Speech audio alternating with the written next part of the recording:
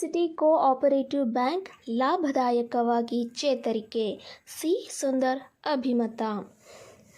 ಮಂಡ್ಯದಲ್ಲಿ ಸರ್ವ ಸದಸ್ಯರ ಸಹಕಾರದಿಂದ ಮಂಡ್ಯ ಸಿಟಿ ಕೋಆಪರೇಟಿವ್ ಬ್ಯಾಂಕ್ ಲಾಭದಾಯಕವಾಗಿ ಚೇತರಿಕೆ ಕಾಣುತ್ತಿದೆ ಎಂದು ಮಂಡ್ಯ ಸಿಟಿ ಕೋಆಪರೇಟಿವ್ ಬ್ಯಾಂಕ್ ಅಧ್ಯಕ್ಷ ಸಿ. ಸುಂದರ್ ಹೇಳಿದರು.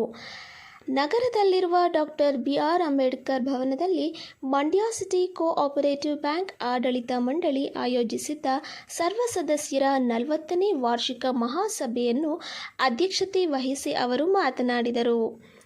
ಆರ್ಬಿಐ ನಿಯಮಾನುಸಾರ ಬ್ಯಾಂಕ್ ಎಲ್ಲ ಆರ್ಥಿಕ ವ್ಯವಹಾರಗಳನ್ನು ನಡೆಸುತ್ತಿದ್ದು, ಪ್ರಸಕ್ತ ಸಾಲಿನಲ್ಲಿ 20 ಕೋಟಿ 16 ಲಕ್ಷಕ್ಕೂ ಹೆಚ್ಚು ರುಗಳ ವ್ಯವಹಾರವನ್ನು ನಡೆಸುತ್ತಿದೆ.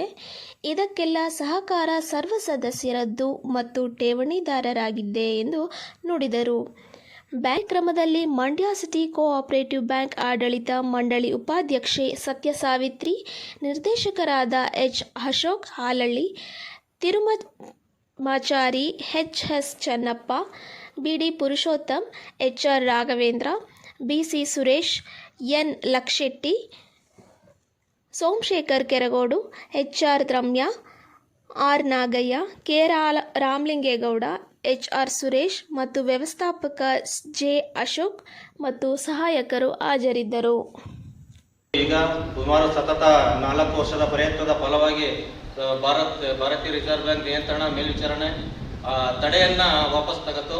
ನಮ್ಮ ಅಪೀಲು, ನಮ್ಮ ಪತ್ರ ವ್ಯವಹಾರಗಳು, ನಾವು ಮೀಟಿಂಗ್ ಅಟೆಂಡ್ ಮಾಡಿದಂಥದ್ದು ಇದೆಲ್ಲ ಕೂಡ ಬಹಳ ಕಟ್ಟುನಿಟ್ಟಾಗಿ ಮಾಡಿದ್ವಿ. ಎಲ್ಲರೂ ಕೂಡ ಇಲ್ಲಿರ್ತಕ್ಕಂಥ ನಿರ್ದೇಶಕರು ಕೂಡ ಒಬ್ಬರು ಕೂಡ ಅಭಿವೃದ್ಧಿ ವಿಚಾರದಲ್ಲಿ ಮುಂದಾಗೆ ಅವರೇ ನಿಲ್ತಿದ್ರೆ ವಿನ ಯಾರು ಕೂಡ ಒಂದು ಅಪಸ್ವರವನ್ನು ಆಡಳಿತ ಮಂಡಳಿ ಇವತ್ತುವರೆಗೂ ಕೂಡ ಎತ್ತಿಲ್ಲ.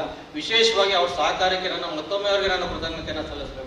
ಈ ಮಟ್ಟಕ್ಕೆ ಹೋಗಿ ನಿಲ್ಬೇಕಾದ್ರೆ ಅವರು ಕೂಡ ಪ್ರಮುಖ ಕಾರಣನೇ ಅಂತ ಪ್ರಮುಖ ಕಾರಣರು ಕೂಡ ಆಗಿದ್ದಾರೆ. ಮತ್ತೆ ಈ ಒಂದು ಸ್ಯಾಪ್ ರಿಮ್ಯೂವ್ ಆಯ್ತು. ಮತ್ತೆ 14 ವರ್ಷ ಆಗಿತ್ತು ಇದು ನಿಯಂತ್ರಣ ಏರಿ.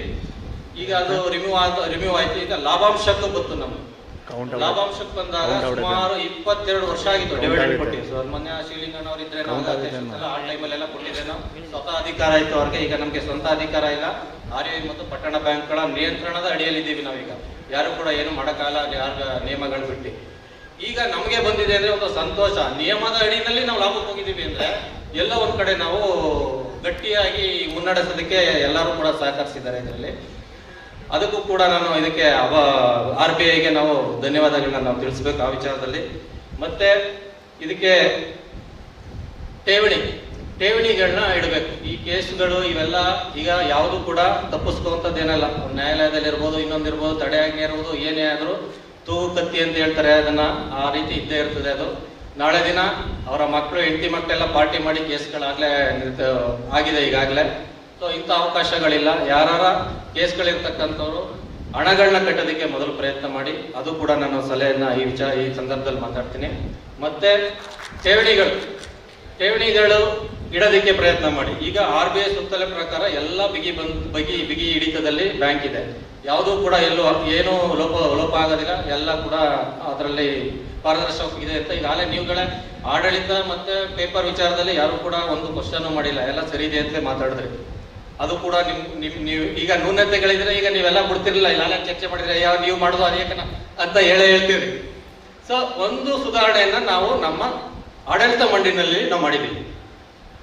ಈ ಒಂದು ಸಂದರ್ಭದಲ್ಲಿ ಇದನ್ನು ಕೂಡ ನಾನು ಹೇಳ್ತಾ ವ್ಯವಹಾರವನ್ನ ಮಾಡ್ಬೇಕಂತೆ ಅಕೌಂಟ್ಗಳನ್ನ ಕ್ರಿಯೇಟ್ ಮಾಡಿ ಸಹಕಾರ ಕ್ಷೇತ್ರ ಮುಂದುವರಿಬೇಕಾದ್ರೆ ಇಡೀ ಮಂಡ್ಯ ಜಿಲ್ಲೆಗೆ ನಮ್ಮ ಬ್ಯಾಂಕ್ ಮಾತ್ರ ಉಳ್ಕೊಂಡಿರೋದಕ್ಕೆ ಸಾಧ್ಯ. ಇದಕ್ಕೆ ಆರ್ಬಿಐನವರು ನಮಗೆ ಪ್ರಶಂಸೆ ವ್ಯಕ್ತಪಡಿಸಿ ಪತ್ರನ ವ್ಯವಹಾರ ಮಾಡಿದ್ದಾರೆ.